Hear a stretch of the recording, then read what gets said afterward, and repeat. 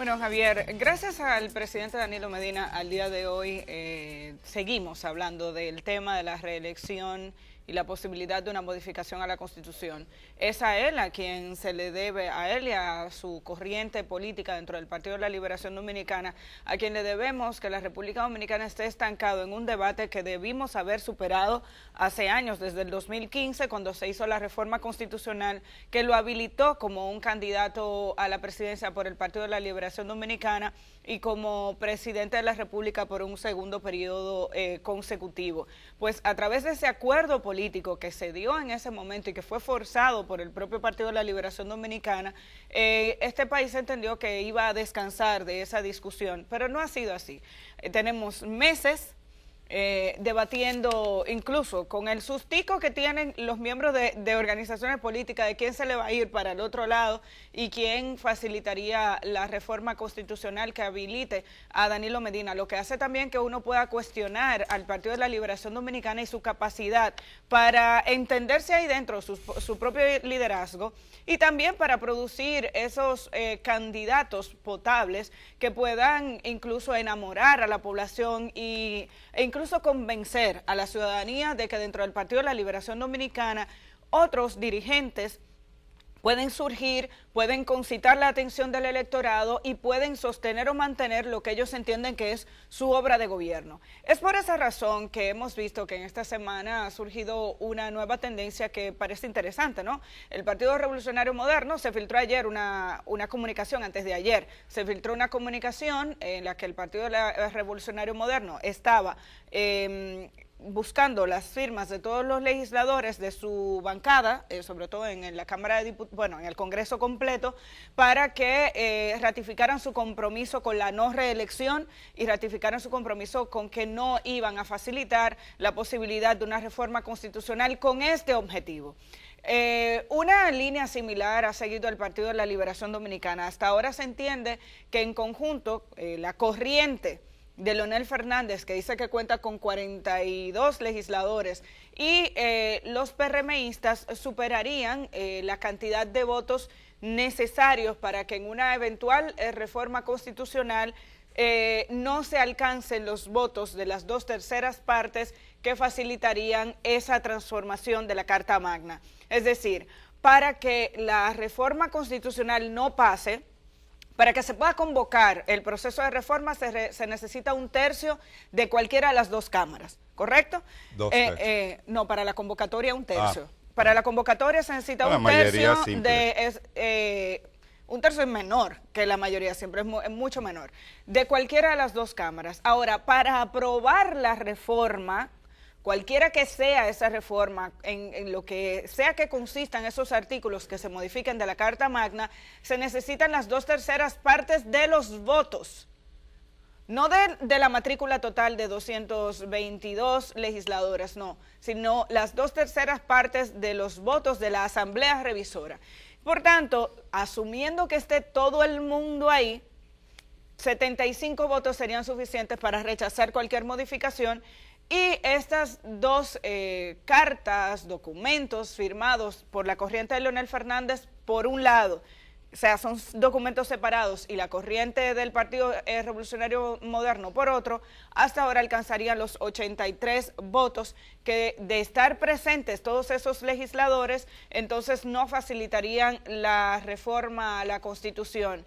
Insisto en que se trata de los votos, porque en muchas ocasiones usted no tiene que rechazar una propuesta para facilitar la vía de esa transformación. Usted simplemente con su ausencia disminuye la cantidad de votos negativos o de rechazo y facilita la mayoría que necesita la otra parte. Hay que decir que dentro del Partido Revolucionario Moderno, aunque hasta ahora habían firmado, creo que son 46 de 50, sí que se explicó que, por ejemplo, algunos el documento no estaba listo cuando se filtró. Zorrilla, por ejemplo, estaba fuera del país y ha ratificado su interés en firmar el documento. Hay 1 o 2 votos que estaban volando por ahí. En el caso de Ginette Burnigal, ha dicho que incluso lo considera un irrespeto hacia su persona el que se le convoque a firmar un documento de esa naturaleza cuando ella como legisladora siempre ha dado muestras de ser respetuosa de la ley, una mujer de compromiso y que tiene una visión muy clara sobre lo que tiene que hacer como legisladora. Por tanto, ha dicho, yo no voy a firmar y no tengo que firmar un documento para que se den garantías de que voy a hacer lo que siempre he propuesto, que es no apoyar una reforma constitucional con este objetivo de manera específica. Sí, ciertamente es un debate que ha estado primando en la República Dominicana desde hace meses y prácticamente copando los distintos temas que tienen que ver con un proceso electoral que ha iniciado a destiempo, porque ahora la concentración y el debate de las instituciones políticas en el país debería ser fundamentalmente lo que tiene que ver con los preparativos para la organización de las primarias del día 6 de octubre de este año. Ni siquiera debió a estas alturas haber comenzado una campaña electoral que, insistimos, ha sido una campaña electoral prematura. Y el debate sobre la reforma a la Constitución ha estado muy presente.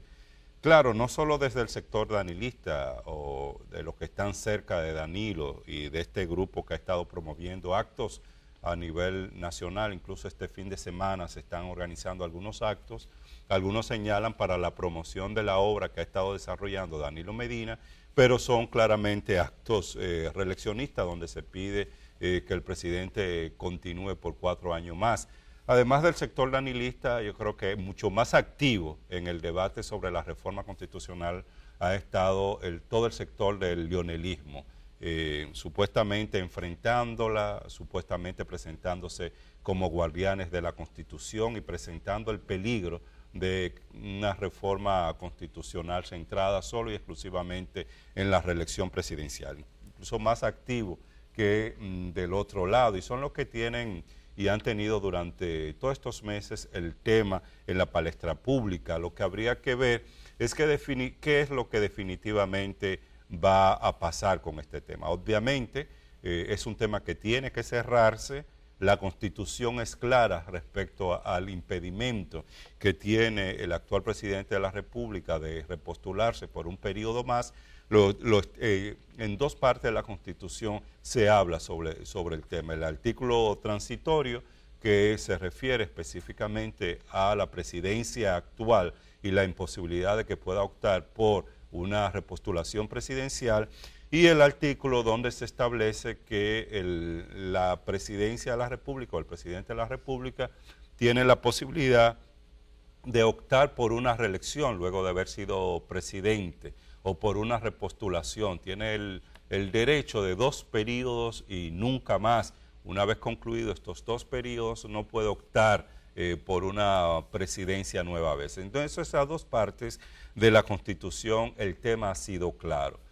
Sé que este tema intentó en algún momento buscarse una respuesta de carácter judicial, como ha acontecido en otros países, que es por la vía judicial, donde se ha resuelto el tema de la posibilidad de que el presidente electo pueda repostularse nueva vez.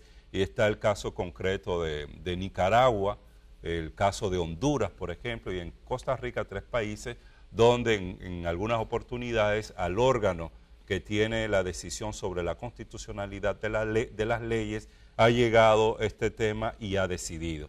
Se intentó hacer en el caso de la República Dominicana, el Tribunal Constitucional habló y decidió que un aspecto de la Constitución, contenido en la Constitución, no puede ser inconstitucional y de alguna manera se cierra esa vía. La OEA también hace algunos meses había planteado en un documento que hizo público que esa vía judicial para decidir sobre el tema de la reelección no era una vía apropiada en materia de la democracia a nivel de la región y del mundo. Entonces está el tema de la vía Congreso Nacional, Asamblea Revisora para la reforma constitucional e introducir de nuevo lo de la reelección presidencial, que como tú muy bien señalabas es una vía que está muy difícil, es un camino muy empinado para el proyecto reeleccionista por los votos que tiene en contra cualquier iniciativa de reforma a la Constitución,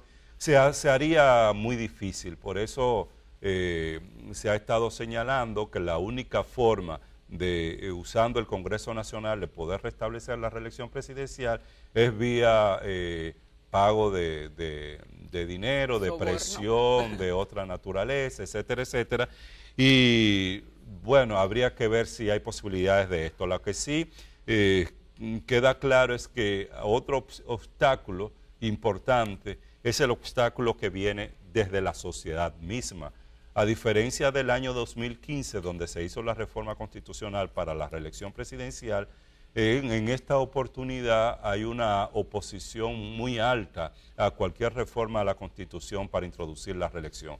Vía la preferencia de la ciudadanía y el rechazo de la ciudadanía, que ha sido medido en distintas encuestas de cerca de un 70% que rechaza la reelección, y vía los pronunciamientos públicos que han hecho distintos sectores en el país, iglesias y otros grupos, de rechazo a la reelección presidencial. Entonces, es muy difícil con esta situación, amén de otro elemento, por ejemplo, los juristas que fueron entrevistados ayer en el desayuno del grupo Corripio, Nacep Perlomo, Cristóbal Rodríguez y Eduardo Jorge, pues señalaban el que una reforma a la Constitución tendría una repercusión en materia de una situación de inestabilidad y de ingobernabilidad política que no convendría a los actores políticos ni al propio Partido de la Liberación Dominicana o al presidente de la República